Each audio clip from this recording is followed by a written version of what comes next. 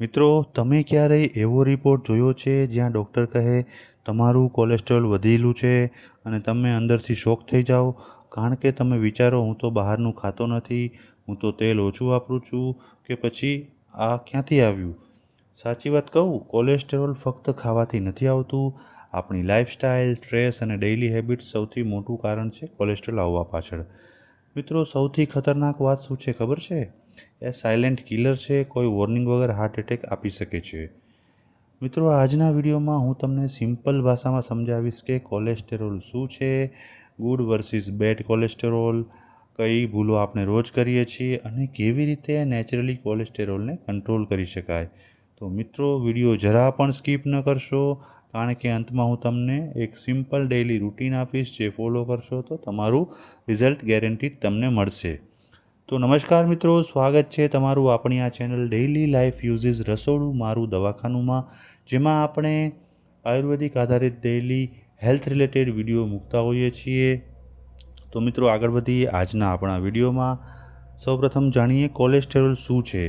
મિત્રો, ચાલો સિમ્પલ રીતે સમજીએ કે કોલેસ્ટેરોલ શું છે. મિત્રો, આ એક પ્રકારનું ચરબી જેવું પદાર્થ છે જે આપણા બ્લડમાં હોય છે. પણ ધ્યાન રાખજો કે આ ખરાબ નથી. આપણે આ બોડીને એની જરૂર પડે છે હોર્મોન્સ બનાવવા માટે, વિટામિન ડી માટે, સેલ્સ બનાવવા માટે. એટલે કે પ્રોબ્લેમ કોલેસ્ટેરોલ નથી, પ્રોબ્લેમ છે એક્સ્ટ્રા કોલેસ્ટેરોલ. જ્યારે એ બ્લડમાં વધારે થઈ જાય ત્યારે એ આર્ટરીઝમાં જામે છે અને એનાથી થાય છે blockage, high BP, heart attack. મિત્રો, હવે જોઈએ કે ગુડ કોલેસ્ટ્રોલ અને બેડ કોલેસ્ટ્રોલ શું છે અને તે વચ્ચે શું ડિફરન્સ છે. તો મિત્રો, સૌપ્રથમ જાણીએ ગુડ કોલેસ્ટ્રોલ, જેને આપણે HDL પણ કહીએ છીએ.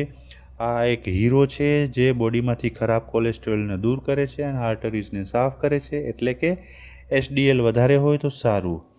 LDL એટલે કે બેડ કોલેસ્ટ્રોલ, આ એક વિલન છે જે આર્ટરીઝમાં જામે છે અને બ્લડ ફ્લો અટકાવે છે અને હાર્ટ એટેકનું રિસ્ક વધારે છે. તો મિત્રો, સિમ્પલ એક્ઝામ્પલ જાણીએ કે તમારું બોડી એક સિટી છે જેમાં HDL એક સફાઈ કામદાર છે અને LDL એક કચરો છે. જો કચરો વધી જાય તો સિટી જામ થઈ જાય છે. આ સિચ્યુએશન બોડીમાં પણ થાય છે. હવે જોઈએ નંબર 3, કોલેસ્ટ્રોલ કેમ વધે છે. મિત્રો, હવે મેઇન પાર્ટ, ઘણા લોકો અહીં મિસ્ટેક કરે છે. સૌથી પહેલાં બેસી રહેવાની લાઈફ, એટલે કે સેડેન્ટરી લાઈફસ્ટાઈલ.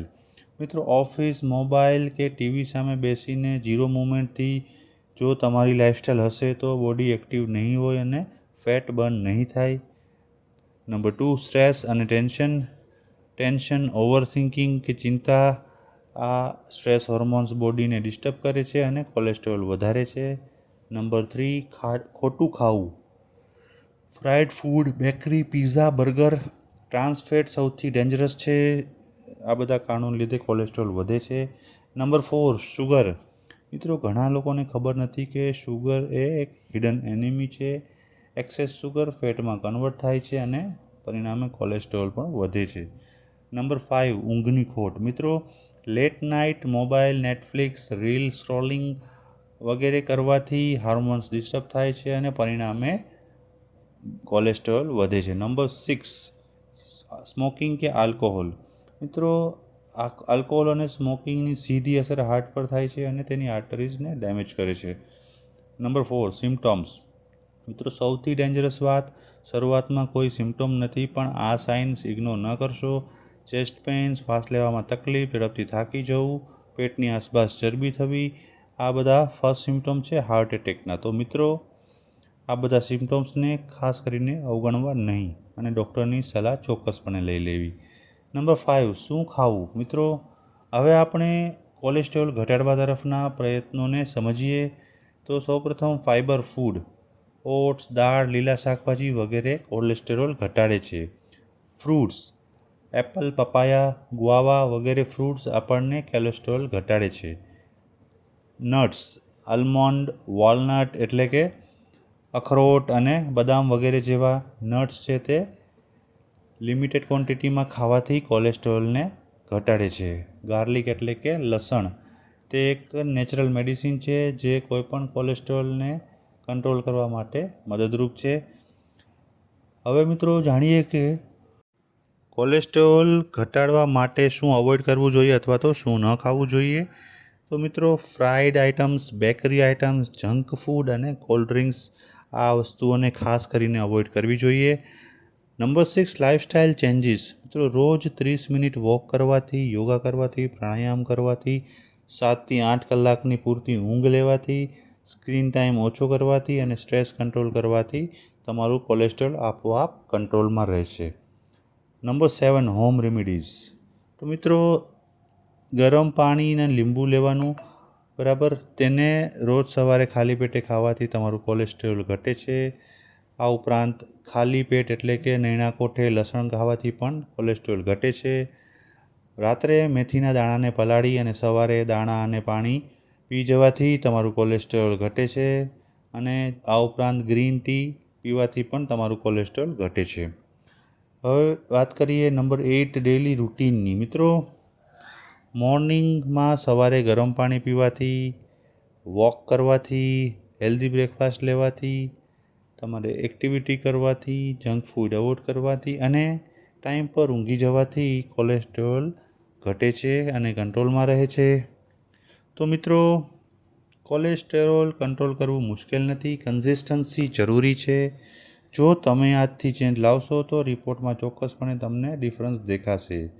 તો મિત્રો, જો વિડીયો તમને પસંદ આવ્યો હોય તો લાઈક કરો, કોમેન્ટ કરો અને તમારા મિત્રો અને પરિવારજનોમાં તેને અવશ્ય શેર કરો, જેથી તે લોકો પણ વિડીયોનો લાભ લઈ શકે. મિત્રો, તમે આ ચેનલ પર નવા હો અથવા તો હજુ સુધી તમે આ ચેનલને સબસ્ક્રાઈબ ન કરી હોય તો કૃપા કરી ચેનલને સબસ્ક્રાઈબ કરો. બાજુમાં આપેલા બેલ આઇકન ઉપર ક્લિક કરી અને ઓલ બટન દબાવી દો, જેથી આવનારા મારા તમામ વિડીયોઝની નોટિફિકેશન તમને તમારા મોબાઈલ અને લેપટોપમાં ઇન્સ્ટન્ટ મળી જશે. તો મિત્રો, તમે અન્ય કોઈ વિષય ઉપર વિડીયો જોવા માગતા હો તો મને કોમેન્ટમાં લખજો. હું તે વિષય ઉપર વિડીયો બનાવવા માટે ચોક્કસ પ્રયત્ન કરીશ. મિત્રો, તમે આપણા ઘરમાં વપરાતી કોઈપણ વસ્તુ એટલે કે કોઈપણ ખાદ્ય પદાર્થના ફાયદા અને નુકસાન જાણવા માગતા હો અથવા તો તેનો કઈ રીતે ઈલાજ માટે, ઘરગથ્થુ ઉપચાર માટે ઉપયોગ કરવો તે જાણવા માગતા હોય તો પણ તમે મને કોમેન્ટ લખી શકો છો. આ ઉપરાંત તમે કોઈપણ હેલ્ધી લાઇફસ્ટાઈલને રિલેટેડ વિડીયો જોવા માગતા હો તો તે પણ મને લખી શકો છો. મિત્રો, હું તમારા કોમેન્ટને ચોક્કસપણે રિસ્પેક્ટ કરીશ અને તે વિષય ઉપર વિડીયો બનાવવાનો પ્રયત્ન કરીશ. તો મિત્રો, આવી જ રીતે પ્રેમ વરસાવતા રહેજો, આવી જ રીતે સપોર્ટ કરતા રહેજો. આપણે સાથે મળીને એક હેલ્ધી ભારત બનાવવાની તૈયારી કરી રહ્યા છીએ. તો તમારો આવો ને આવો સપોર્ટ મને મળતો રહે એવી આશા રાખું છું. ફરી મળીશું એક નવા વિડીયો સાથે, એક નવી ઉર્જા સાથે. ત્યાં સુધી આવજો. સ્વસ્થ રહો, મસ્ત રહો.